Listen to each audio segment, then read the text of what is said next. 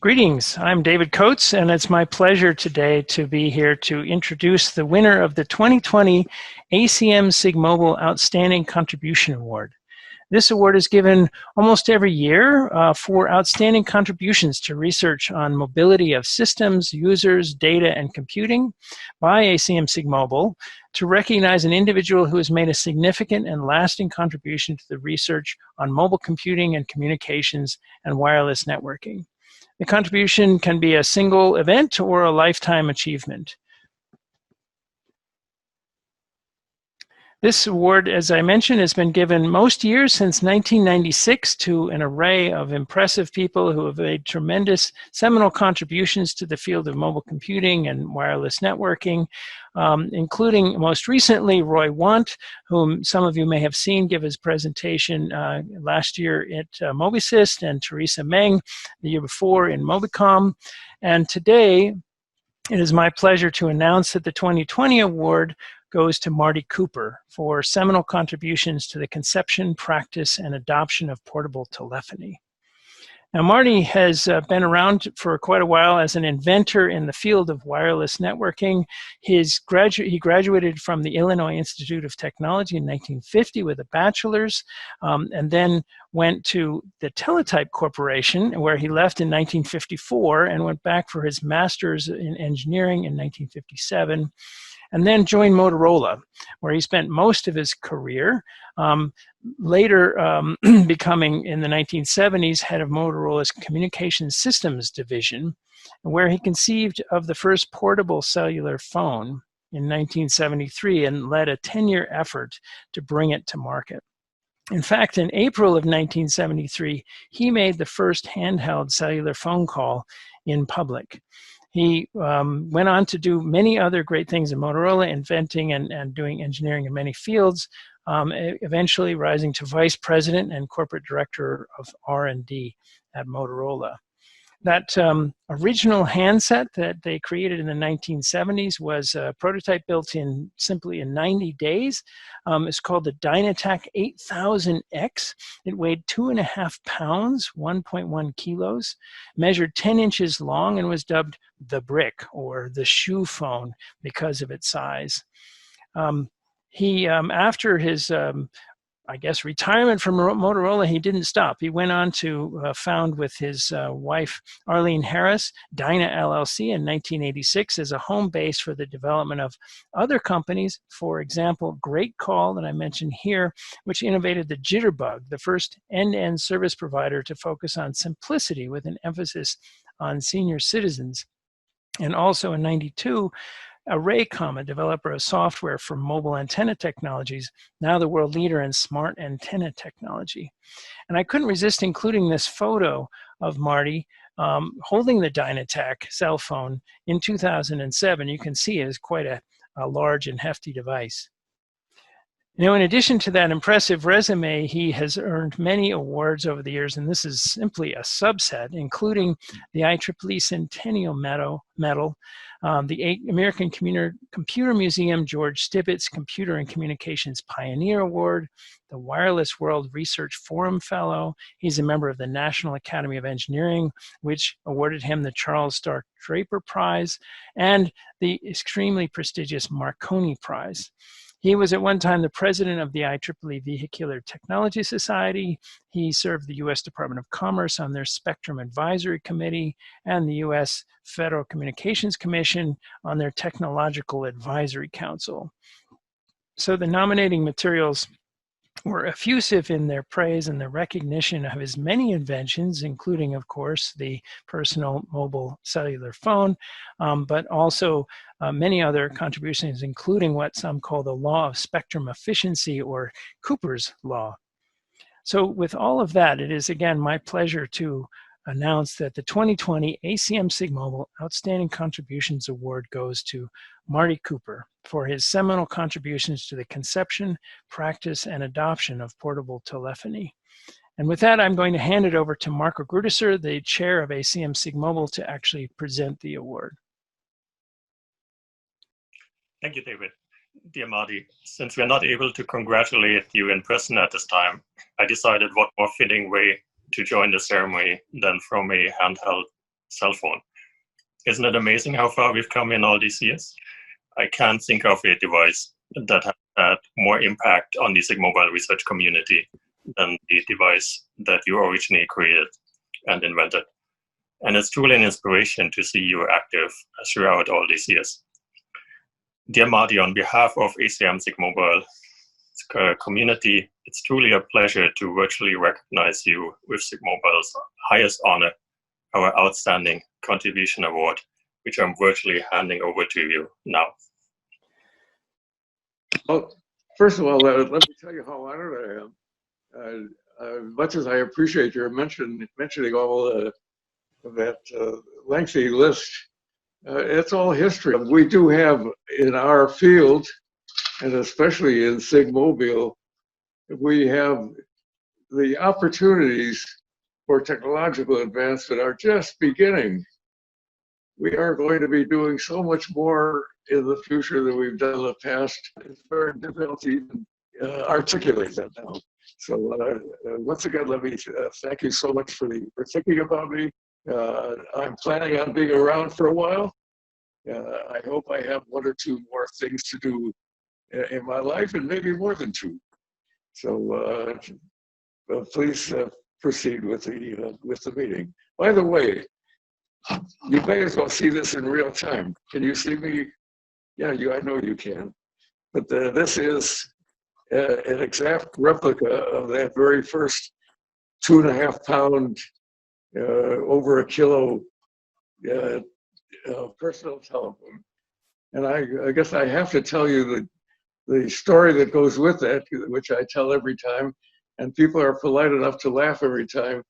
But as I say, this phone weighed 2.5 pounds. It had a battery life of only 20 minutes. But that was not a problem because you couldn't hold this phone up for more than 20 minutes. It was so heavy. So, that's the end of the comedic section of this award. Thank you, Marty, and congratulations again. Ashu, over to you. I see you now, Marco. Kumar, I see you now. Somehow we're all connected. Fantastic. Marty, my name is Ashu Sabarwal. I am chair of Department of Electrical and Computer Engineering at Rice University. You see it behind me today in Houston, Texas. I again wanted to start by congratulating you on the ACM SIG Mobile Outstanding Contributions Award. Thank you for joining us today. We thought it'd be great if three of us, Kumar, you, and me, could chat a little bit about your work. So I'm going to introduce Professor Kumar briefly. Professor Kumar is a former winner of the Outstanding Contributions Award, the same award you are getting today. His interest research are quite expansive, just like you, ranging from game theory to controls to machine learning and information theory and wireless networks. Much like you, Professor Kumar is also a member of National Academy of Engineering. He's also a member of the World Academy of Sciences and Indian National Academy of Engineering. He also has a long list of awards, including a SIG Mobile Test of Time, ACM Fellowship, and a Fellow of IEEE Society. So with that, again, wanted to congratulate you. I'm going to kick off a few questions so to help our listeners who will be looking at this video later. And then both Kumar and I are going to just try to appreciate your achievements by asking a few questions. So with that, I would get started. I think as you can understand that the world of comm has moved so much, I was hoping you could help our listeners, many of whom are very, very young, to understand the world of mobile communications when you were working on this field. Like, what was the state of the art at that time? What was the thinking? What got you started on mobile communications path? No, I must tell you, people don't realize how long ago 1973 was, because these were really primitive times. We didn't have the internet. we didn't have a large-scale integrated circuit, and we didn't have a digital camera.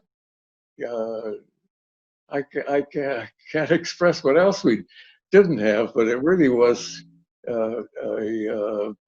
as I say, very primitive. We didn't know how to use the radio spectrum at all efficiently. The mobile telephony at that time was single channel, wide area coverage, so that in a city like David, what city are you in Germany now? I'm in Zurich, Switzerland, actually. Oh, in Switzerland. Oh, of course, that is what you said. In Zurich, you could have one telephone call on every radio channel. And at that time, I'm not sure how it was in Switzerland, but in the US, there were a total of 34 channels. So even in New York City, you could only conduct 34 telephone conversations at the same time. Because telephones were not only very useful, but they were also very political. Any senator or congressman that wanted a telephone, the phone company couldn't turn them down, could they? So they ended up on these 34 channels placing hundreds of phones, which made them essentially useless. And that was the state of the art. A phone during the busy hour, it was unlikely that you would be able to be connected even in a half an hour. And the time when it was useful was at, say, 2 o'clock in the morning. Then you had a marvelous communications device. All you had to do was be a person that worked in the middle of the night and slept during the daytime. Fantastic. Well, it's a hard world for all of us to imagine. I think we have been we're living in a completely different world now, where we're constantly connected. And so, going from where you just described, could you also share the path you took towards your major achievement? What was the path? What was the route you took to get to, let's say, the first phone, the mobile phone? In some sense, what is the origin story behind it? Well, first of all, I ought to tell you that not everybody thought that the cellular phone was going to be a useful device, especially the financial people in our company, because we were investing huge amounts of money, very hard-earned money, and they could not understand why we were spending all this money on a gadget that no one was using at the time, and no one even saw a path to having it completed. So there were those people. There were people. I was visited even in 1982 by a gentleman from the UK who said, well, you know, you Americans are different than we Brits. We're very conservative. It's our estimate that the total number of people in London that will have telephones within the next 10 to 20 years will be about 12,000. So there is a guy that you do not want to have predict your future financial performance. So it really took a long time for people to recognize that the cell phone was going to be important. We, on the other hand, were convinced. Even though all our cell phone could do, all this Dynatac portable could do was act as a telephone. We knew that we could do texting at some point, but we were convinced, so much so that the other joke that we told was that someday when you were born, you would be assigned a phone number, and if you didn't answer the phone, you had died. So we were absolutely certain that the phone would be in widespread use. Did we anticipate that there would be more phones than people And by 2020, I'm not sure about that. That was really stretching. But we had confidence. On the other hand, the problem we had was that the people that created the concept of cellular telephony, that is the concept of small cells and reuse, were at Bell Laboratories. These were very bright people. Certainly the concept was correct, but they were attached to another company called AT&T. You probably remember AT&T. That's not the AT&T that we have today, right? AT&T at that time was a monopoly, and of course they wanted to remain a monopoly, and we were desperately opposed to that. And furthermore, if AT&T was promoting the concept of car telephones, you know, we had been trapped in our homes, in our offices for 100 years by that telephone wire that went through a switching center, and AT&T was going to solve this problem by trapping us in our cars. We just didn't believe in that. The decision maker in this process was AT&T. Well, I'm sorry, I told you I might have a problem like that. The decision maker was the FCC. The FCC had to determine whether there would be one or multiple carriers among whom the spectrum was to be divided, and they had to determine who was going to determine the technology. For the FCC, the easiest decision would have been to let AT&T take over the whole process. They wouldn't have had to select carriers. They wouldn't have had to do anything else. They wouldn't have to keep track of users. And it was a very attractive proposition to them. So we had to fight for, as you just pointed out, 10 years. And they were wavering even as we got close. And the one story that is told, and I believe, because it was told to me by my boss, Bob Galvin, was that he happened to be friendly with President G.H.W. Bush and was visiting him in Washington. And he showed him this, an advanced version of this, still an experimental unit, and let him call his wife, which he did. And he said, you know, Bob, Ron has got to see this. Well, you know who Ron was, or maybe if you don't, it was Ronald Reagan. So they walked into the president's office. The president called Nancy Reagan and said, why don't we have this now? And they said, well, the FCC is wavering and they haven't made a decision. And President Reagan said, would you have the chairman of the FCC call me, please? And for some reason or other, within a couple of months, the decision was made, and they made the right decision. Thank goodness for all of us. And I'm sorry I'm talking so much, but you really triggered me. This is perfect. No, this is perfect. And yeah, no, we love the stories. These are the stories we never hear otherwise. And I think Kumar had a question, I think, which he wanted to also ask. So Ron, so what, as we all know, life is not a straight line between 2 points. Life is a meandering curve, and we learn as much from the twists and turns of life. So as you've gone through your technological career, what are the turns and twists you've taken? What things have surprised you? What are the things that you think would absolutely not work, which did? What are the things that you thought would work, which absolutely didn't? What were the things, what are the non-linearities in this whole path? Well, that's a profound question, Professor Kumar. I can tell you're a philosopher. So, you know what surprised me is that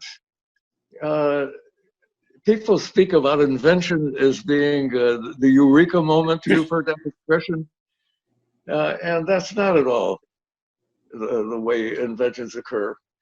Inventions do take a career, and I'll bet that's true with you. I'll bet you that you started to work on something that you became passionate about, and that sort of evolved into something different, but not that different. And you build up this passion and the skills to execute the passion. And I just think I was extraordinarily lucky that from the very first time that I started at Motorola, I got involved in, even though I was in research, but I got involved in mobile telephony. And my initial inventions, I must tell you, were trivial. But the thing that I'm most pleased about, and if you're asking about my thinking processes and what discovery I made, and this may not sound very profound to you, but we have the laws of spectral efficiency. Are you familiar with that? Yes. And essentially, the short version of it is that we are so inefficient at using radio spectrum today that we can improve by many orders of magnitude and still have excess capacity. And I am so troubled by the attitudes of people that say, well, spectrum is like beachfront property. I know you've heard that before. You know, there's only so much of it, and then it's going to all be used up. Well, of course they're wrong, and people that follow that philosophy are now trying to persuade us that we should be using millimeter waves for ordinary telephone calls, well, or ordinary internet transmission. And of course, that doesn't make any sense at all. And so we were starting to move in the right direction with Wi-Fi, where for the first 30 years of cellular, the transmitters were all outside, and guess where the people were? Inside. Mm-hmm. So now we're at least starting to get a little closer to. It's amusing that I say that because we were unable to get my internet working in the house to do this, but it usually works. So now they want to move these millimeter wave transmitters outside. Are we going to have millimeter transmitters? Of course, but the beauty of this approach that says we have an infinite amount of capacity in the spectrum is that if you use the spectrum optimally, and that is to say that you use it when you want to do a transaction on the spectrum, you use the minimum amount of time, the minimum amount of bandwidth, the minimum amount of power, and you interfere with other people for the minimum amount. So if you do just those simple things, each time you do one of them, the spectrum increases in capacity, and we would not have a problem. And in fact, I don't think we have a problem.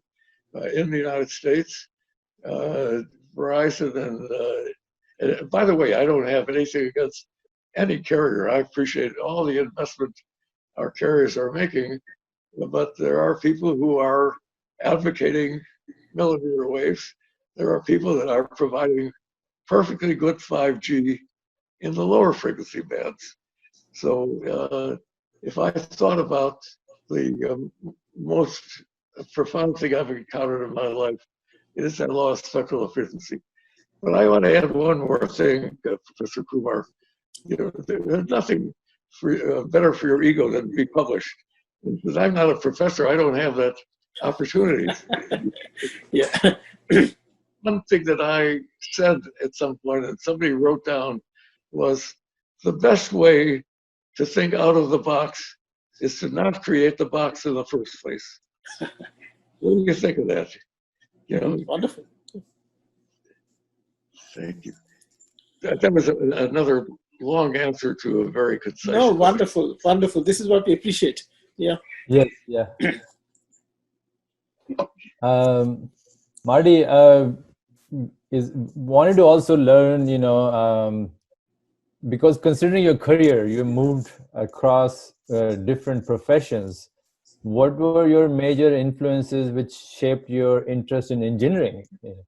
You know, how did you become an engineer? What brought you to become an engineer? Well, first of all, I have to tell you that I am an engineer inside and out. You know, I would like to think that I'm an author. I've been writing a book for 7 years. I've been agonizing a book for 7 years. It's more like it. And it turns out that if you want me to write a technical article or an op-ed, I can do that in a half an hour. But writing books is very, very hard. I have had a passion from my earliest days since I was a child to understand how things work and to make them work differently. And I think that's what engineers do, as long as they do these things in a way that has a positive result. I am, well, I think I've said enough about that subject. I don't know if I'm responsive to your question. I have tried being a businessman. I was everlastingly grateful to Motorola for tolerating me for those 29 years that I spent there. Because, you know, at least at that time in the business world, the only way to be successful was to become a manager. Mm-hmm. And so they ended up, as I progressed, I became a product manager and an engineering manager and a division manager. And the bottom line is I really didn't enjoy management very much, and I wasn't very good at it.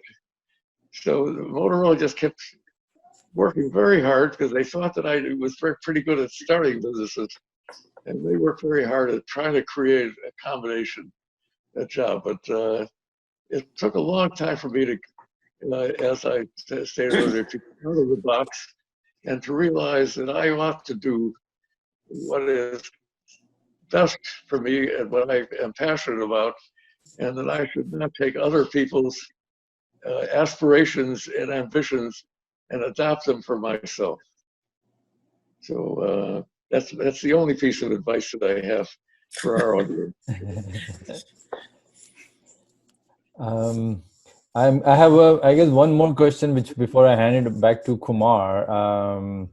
You know, there is you started all multiple companies, which is like a massive projects by themselves. Could you share your thought process? Do you go about deciding what to work on next?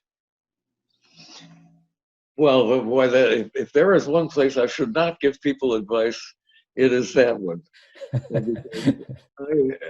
I think I mentioned that earlier. I'm one of the luckiest people in the world.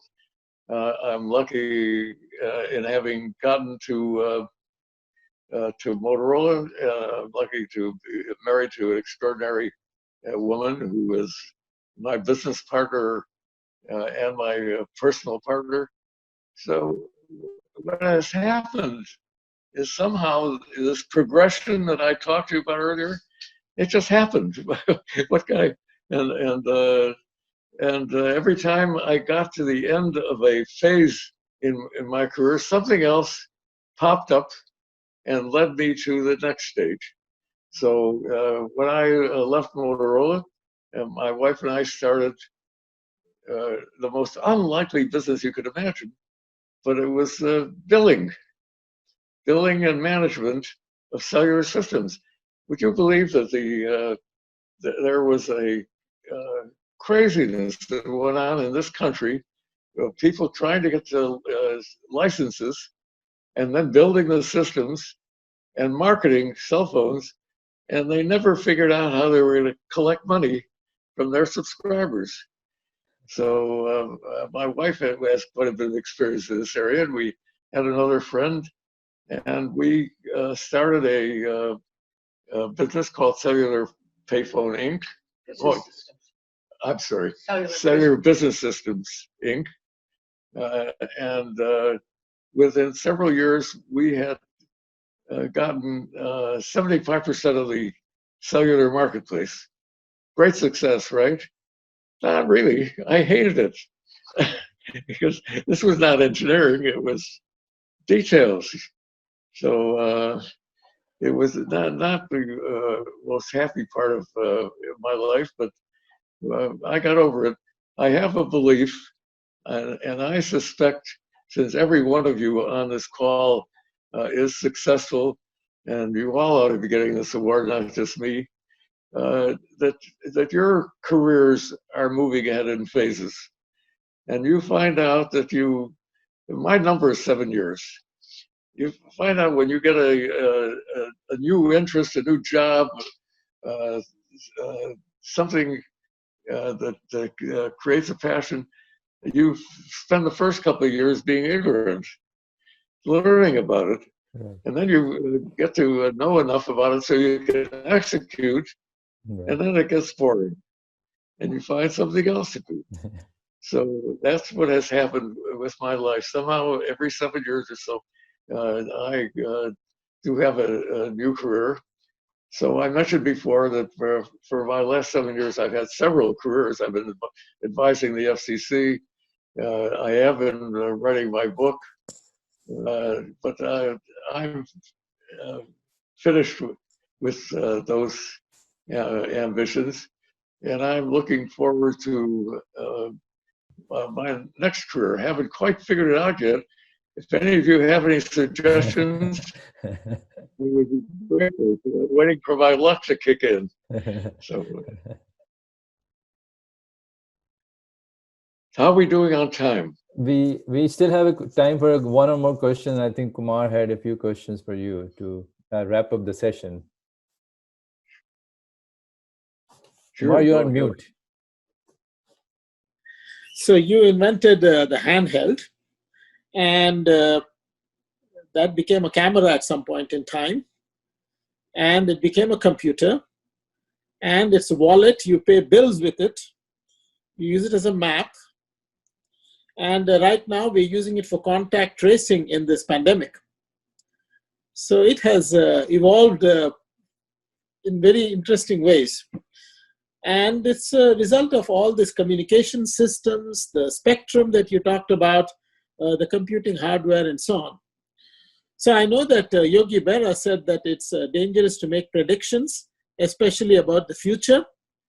But when you look into the future, what do you see? You said there are many wonderful things that will happen down the road and so on. I know it's dangerous to speculate, but it's still fun. So what do you think are some of the possibilities? Professor, if I tell you that, you won't buy my book. And I do have a couple of chapters on that. And I believe what I said earlier, that we have only just begun with this concept of having what is in effect an extension of the human being that allows you to do things that a flesh and blood person can't do. So what is it that we do well? Well, most of us are pretty good at thinking. What is it that we don't do very well? Well, we certainly can't relate to other people at a distance. We certainly can't compute very well. We are terrible at remembering things, especially when you get to be my age. So my vision of what the cell phone will evolve to, unfortunately, I'm not going to be able to witness that, nor will most of you. But it's going to happen in a generational improvement. Is that the cell phone will become an extension of the human being. that you will communicate with the cell phone. I'm convinced, and I don't know if this is going to sound ridiculous to you, because I have been studying the brain, the human brain, over the past years. That has been one of my passions. And the idea of the brain communicating directly with anything is almost ludicrous, but I think we are going to figure that out so that the cell phone will, in fact, by the way, isn't it ridiculous to call this thing a cell phone? Yes. Yeah. What do you call it? What do you call the gadget that you carry around? When I'm overseas, they call it mobile. Some places they call it mobile, some places they call it cell phone. Yeah. Well, mobile is more precise. I call human 2.0. And human 2.0 is an amalgam between this device, which started out as a cell phone, and the human being. And this amalgam has little by little picked up and has performed the things that we are not very good at, remembering, talking at a distance, and so forth. So, and that is, we're doing a pretty terrible job right now. In fact, if you would have seen me try to make this cell phone work half an hour ago, you would have been very amused. But little by little, we are starting to get a handle on how to have this device that we call a cell phone become a really useful assistant, become a part of us that we can't get along without, and which this device would be useless without having us. So I could develop that further, but then you really wouldn't have any reason to buy my book. But and by the way, Eddie, I had a free copy available for every one of you for a patient. It won't be published until the end of the year. The evolution is going to result in. Just imagine now that this cell phone now has a processing power that is starting to approach that of the human brain. And not only that, its sensors have more bandwidth, more sensitivity, and more everything than ours do. And don't you think that at some point this device is going to decide that we are redundant? Yeah. With that ridiculous comment. Well, Marty, thank you so much. I think this will be one of the most interesting interviews we had in a while. I am just glad to be part of it, and I wanted to thank Professor Kumar, Marco, David, and Ziming to enable it. With that, I wanted to pass it back to Dave to continue with the event. Can I just say one thing to Marty? Yeah. So Marty, you're asking, besides cell phone and mobile, what do we call it? The other name that's been offered is personal digital assistant. So I don't know whether that's comes a little bit closer. But the book is not finished yet. If you have some suggestions in that regard, I could still make adjustments. But let me tell you that it's been a privilege to be with every one of you. Your questions were superb. David, your ability to organize things is also superb. How you put this together with all the problems we had is just amazing. So besides the honor that I've got getting this absolutely beautiful globe, working with you as a team has been spectacular.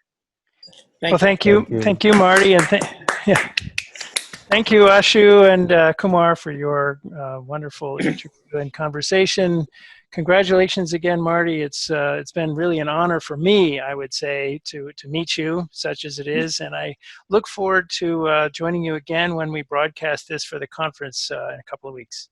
Thank you, and good night. Great, and now we're live. David Coates coming from Zurich, Switzerland. And Marty, I encourage you to unmute your microphone and turn on your video. And I encourage the audience to submit questions. You'll see in the bottom of your Zoom window a Q&A button. I see there's already one question, and I encourage you to type your questions there, and I'll read them out for Marty to answer as they come in. While we're waiting for that, by the way, the first question was from Hamid, who suggested the word smartphone as another name for this device that we all carry with us today. Marty, we can see you now. That's good. Can you hear us? Can you say hello? Yeah. Very good. He wants to know whether smartphone covers the description of what this. Sure. He says it's a lot better than a cell phone. Something clearly the word cell was created by an engineer who cared more. Excuse me, who cared more about the technology than about people. But we really should focus on what the cell phone does rather than what its capability is. Well, fortunately, we've. I think cell phones are used in the world today. The most important function is still speech. And the second most important function, at least the way people use it, is text. And the smart functions are starting to become dominant, but they're still not yet. So if we're going to invent a new word, which I hope someone does, and by the way, the words that I like the best are what you use. People, I guess, in Germany call it a handy. Ah, yes, I've heard that. I like that a lot.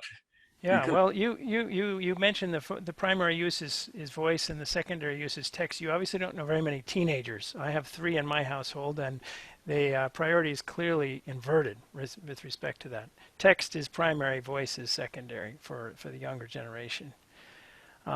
So I want to encourage again the audience to submit questions. Please use the Q&A button to type in a question. I have a question while we're waiting for that, Marty, in particular because the audience is full of young researchers, including many students. And I'm wondering, what advice do you have for them as researchers, as inventors, or as entrepreneurs who are just getting started?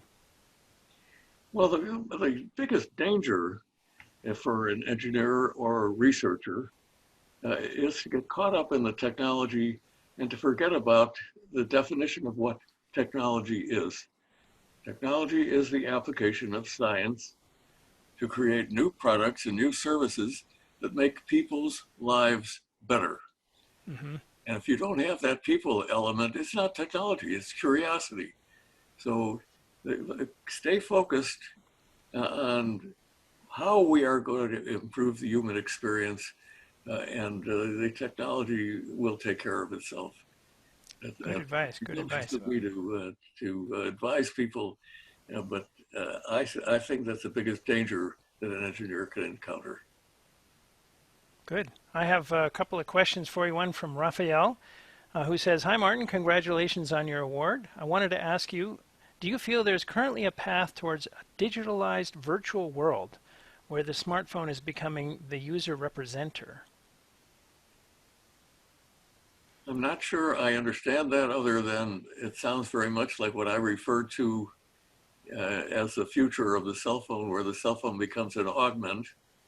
And at some point, the cell phone becomes the dominant representation of what the person is. I think that may be what Raphael's getting at. He goes on to clarify, through user sensors, we know where users are and their environment. We can automatize actions and so forth. Of course. And I think, Raphael, you've got it. That we are going to be a combination of the technology that surrounds us and the human brain. And I don't think it's ridiculous to think about 100 generations from now to not be able to distinguish between the two. So why not have us be the combination? People keep asking me about the danger of the robots taking over. And my response to that is, maybe we are the robots. Think about that. Good question. Sounds like a topic for your next book, Marty. Thank you, David. The next question, or two questions I think related. One is, thanks a lot for your contribution. It is really encouraging for us as new researchers. Can you please tell us how you kept the motivation throughout your career? Was there a point in your career that you lost the passion in your work or had doubts about its value? No, first of all, you should know that I'm an optimist, so I only remember the good stuff, and the rest of it fades away. You know, it's all a question of what turns you on. I know the thing that least has affected my life, at least after my first couple of years, is money. I've been fortunate enough to always have enough, so that even when in my youth, my parents were not wealthy, but we always had enough, so there was food on the table. And my next motivation has always been ideas. There's nothing more exciting in the world to me than to have a thought, an idea, and to think, you know, maybe I'm the only one that ever thought of that. That's my idea. That is the most exciting thought that I can come up with. And so if you want to think about how you retain your passion, it is to know that there are an infinite number of ideas out there, and the number grows. So there will never be, we talk about the shortage of spectrum, there's never going to be a shortage of ideas. And every one of us, every one of you can be a creator and do things that are original for society and to improve society. Very good. Yeah, good advice. Thank you. The next question is, as researchers and engineers, we have designed many solutions to problems that people don't even know they have.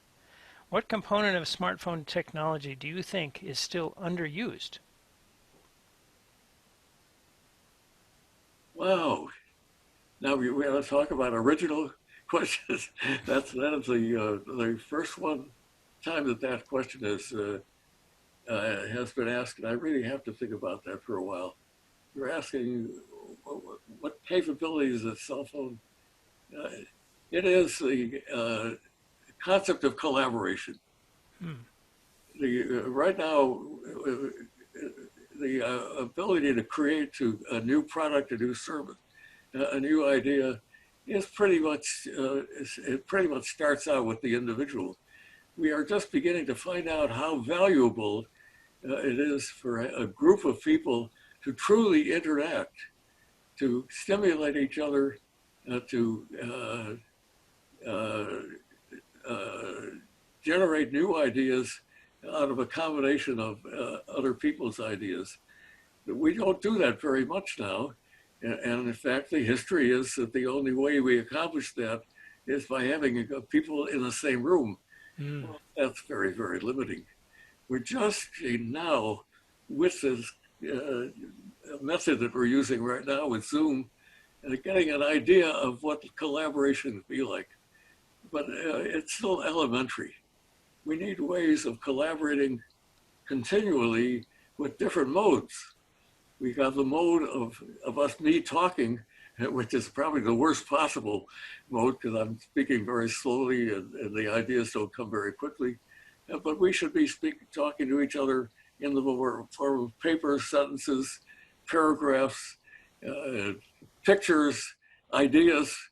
You know, I can't even express adequately how powerful our sensors are and our brains are, and how poor our ability to move ideas from one person to another. That's the opportunity. So is that related to your Human 2.0 that would enable that kind of human-to-human, thought-to-thought? Very good, David. Except the one thing I would add to it, let's make it Humans 2.0. Okay. Yes. Let's get the people working together. Okay, interesting. A question here from Subendu Paul. Hey Martin, thanks for congrats for your achievement. I have quick questions. 1, what is your vision on 5G?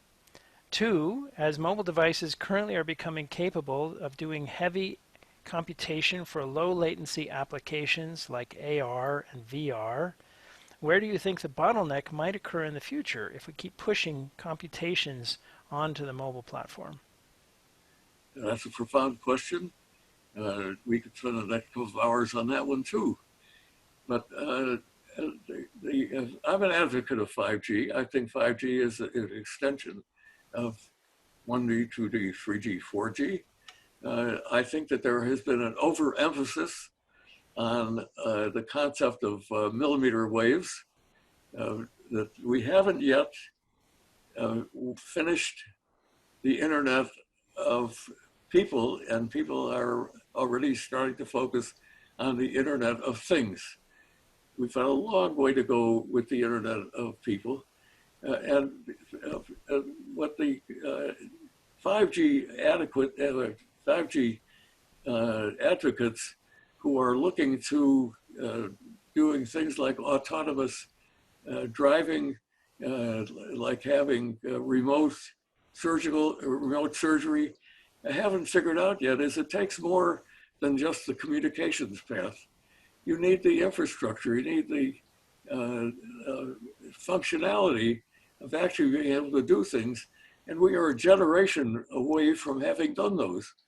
So I think the emphasis should be more today focusing on what the applications of 5G that will improve the human experience. Sounds like I'm fixated on that, but I am. I think that the whole function of technology is about humanity. So 5G is a great thing, but let's work on the two most important things to going from 1G to the next. And those are, let's improve coverage, and let's reduce the cost so everybody can have the advantages of cellular telephony, not just those who can afford it and those who are within the range of a specific cell site. Those are the two defects in our system today. Cellular communications is too costly, and there are literally hundreds of millions of people in the world today that have no access to any wireless communications at all. Yeah, I was actually going to ask about that with the advent of 5G and some places still stuck on 3G or even 2G, or actually many places in my home state of New Hampshire, what I call a 0G, meaning no coverage. It's actually most of the state, I would say.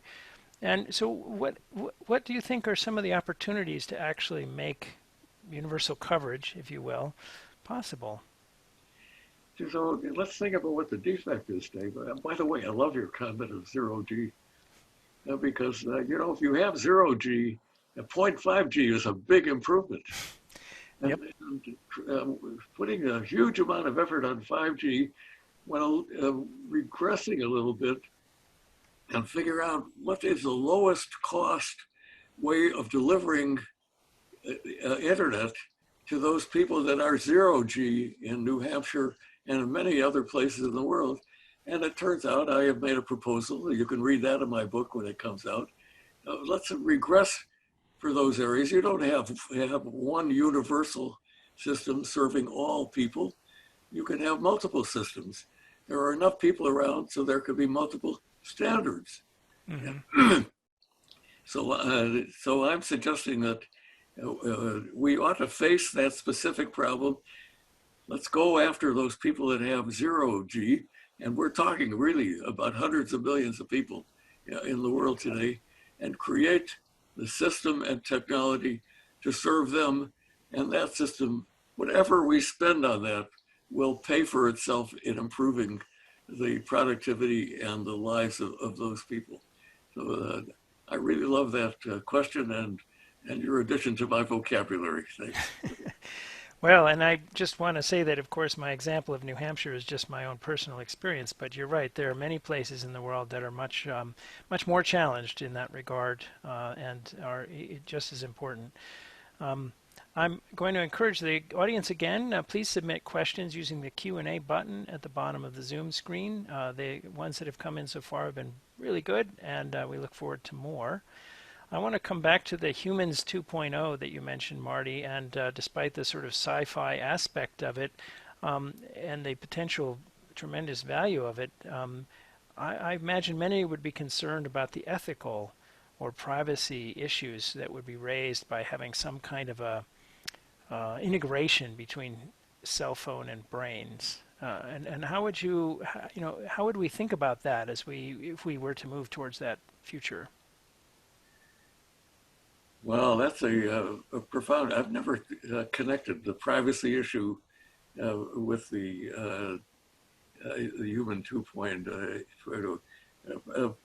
The real issue of privacy today is whether people really believe that they need privacy.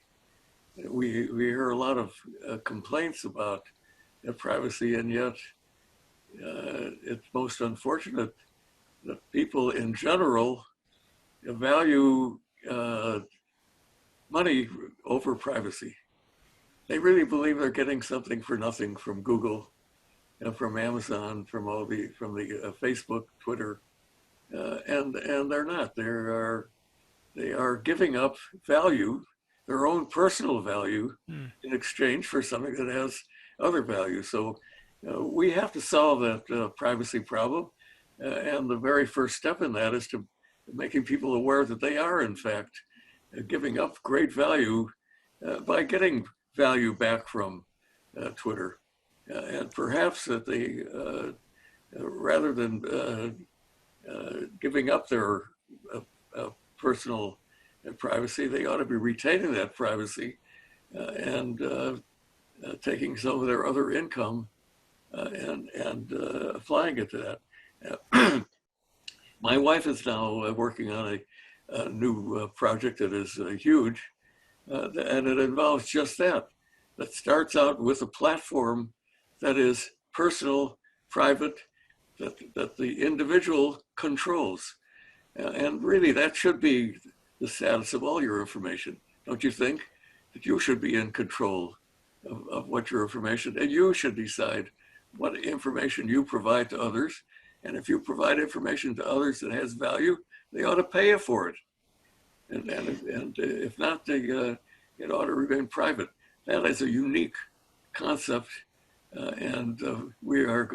Before you go on to providing products and services, you have to persuade people that their privacy really does have value.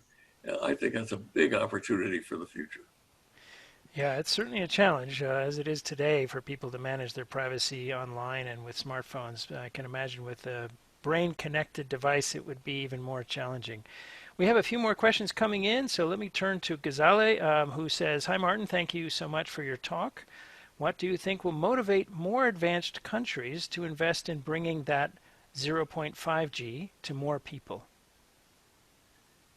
I haven't figured that out yet. As you know, I'm an advisor to the FCC, and the FCC has had the benefit of my thinking for a long time, and yet their solution to the 0G is give the people who are offering 5G, give them more money so they can make 5G available to the 0G people.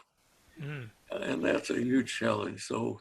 Is that something like the universal service policies that were put into place around telephony, right? In the early part of the 20th century, there was a requirement that telephone companies provide universal service to every location in return for having the opportunity to provide service at all. Is that kind of what you're getting at? You've got it exactly, David. It is possible. I'm certain that it is possible to provide service to somebody in the farmlands of New Hampshire and to create a business that makes money. And I'm equally certain that there is an entrepreneur somewhere who said, I will take that on, that I'll create a system that will not only bring service to people that don't have service today, that will improve my personal economic value. And that, I think, is a good approach. I look forward to that. I'm sorry. Yeah. I have this belief that when you try to create a system or a device that does all things for all people, then it will do none of them optimally. And so to try to take 5G as a system that is optimal for everything is a hopeless task. And I hope that somebody takes that on and starts working on 0.5G. And thank you very much for that great question. Very good. Let's go to Caleb now, who says, congratulations and thank you for this chat. Great stories and ideas. As an inventor, when you were stuck on hard-to-solve problems or at a loss for new ideas, how would you approach mental blocks and reevaluating solutions? I go to sleep. The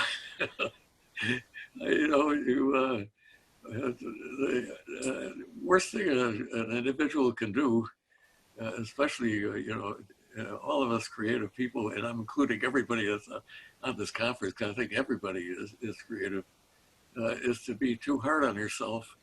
And when you reach a block, just start focusing in on it and overthinking it. And very often, going on to something else, getting a diversion, a distraction, is not a bad thing. And I can't tell you how many times I've wakened up with a new perspective on something at a fresh mind. The worst thing that happens to me is to wake up in the middle of the night and have a brilliant idea and not write it down and wake up in the morning and forget what it was. I hope that doesn't happen to you.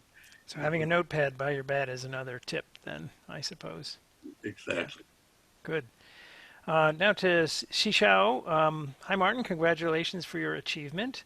Nowadays, the wireless technologies such as Wi-Fi and 5G are also used for sensing everything such as human location, gestures, the status of machines.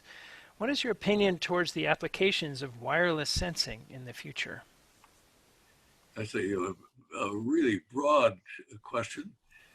And what we've got now is a combination of the improving the sensitivity of our sensors and how we react to them. And I have to give you some examples of, because I'm not going to give you the real answer to your question. You're going to have to figure that out yourself. But this product that my wife has created, one of its abilities is to organize all of the pictures in your life. We now have sensors combined with artificial intelligence that can look at you and first of all tell your moods, that can secondly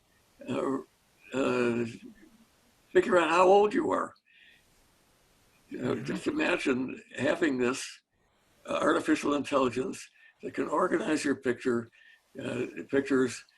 put them in the context of what part of their life you were in, and how you felt at the time that you did that.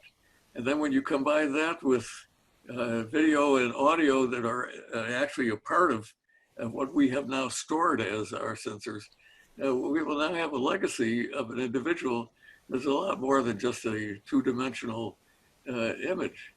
So I know I've only scratched the surface of what this question was, but absolutely. I mentioned in the earlier part of our talk of how we depend so much on our own sensors, our eyes, ears, and they are extraordinarily poor compared to what can be created physically. So there's a huge opportunity, and I guess put all that together. My biggest advocacy for everybody is to exercise your creativity and make use of all this technology to improve the human experience. Very good. That's in line with the next question then, which was from an anonymous attendee. Related to our earlier conversation, are you keeping track of developments with microsatellites, microsats, and in particular Starlink? What are your thoughts on how this will evolve alongside cellular? Well, anything that improves communications is a good thing. And I think I already said it. Let's not get caught up in the technology, but rather in what is the functionality. And if these microsatellites, if this satellite system improves our ability to communicate with each other, whether it's reducing the cost, increasing the bandwidth, whatever it is, if there is a functionality that allows us to collaborate better to solve the many, many problems that we've got with regard to the environment and with regard to people and polarization, if that technology improves those abilities, I think it's a good thing.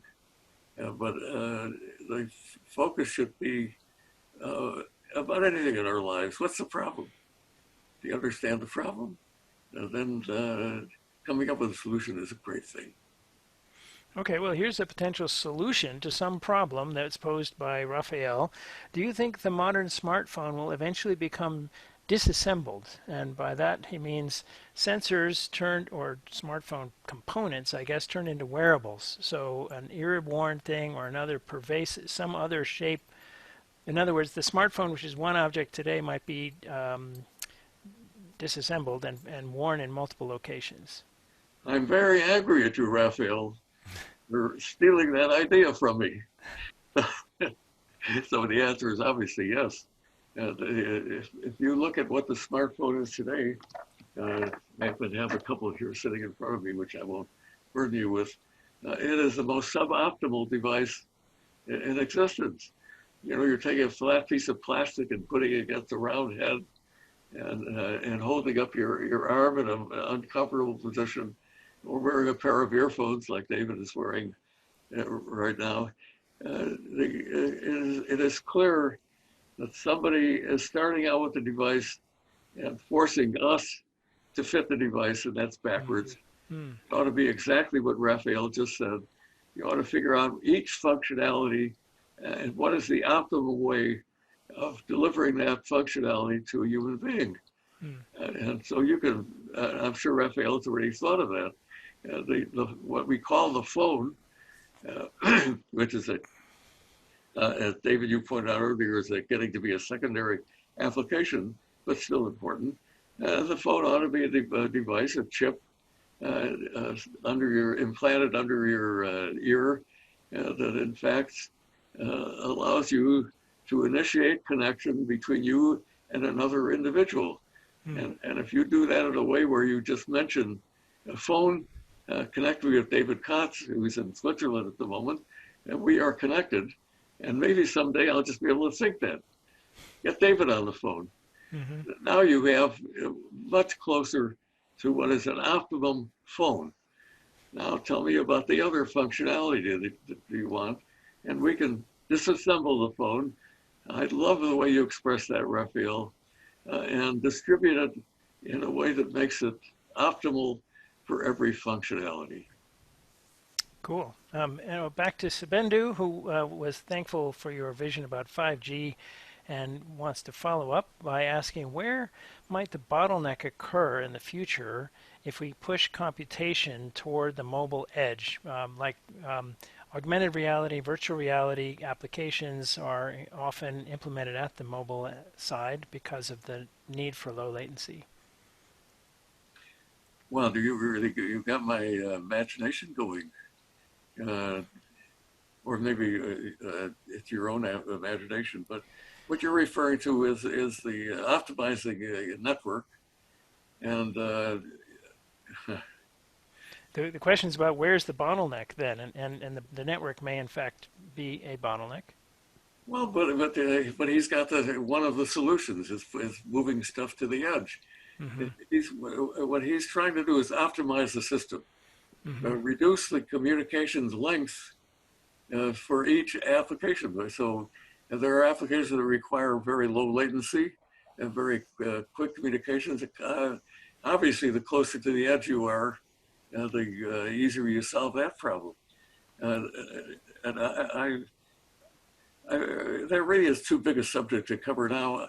I just want to cover that with Human 3.0, and that's when this network has gotten so good that we are all connected so well to the Human 2.0 agglomerates that we all become one single huge entity. And I'm not going to define the name of that entity because we'll get into a big religious discussion. But wow, did we open this thing up? Well, some of those who are Star Trek fans would call that the Borg, and if you're familiar with Star Trek, you might remember that. But I'm open to one more question from the audience. We're running out of time.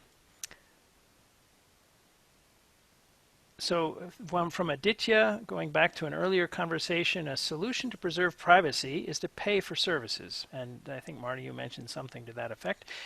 But how can we prevent payment-based solutions from unjustly targeting people who may not be able to afford it, especially since internet is beginning to be considered a human right?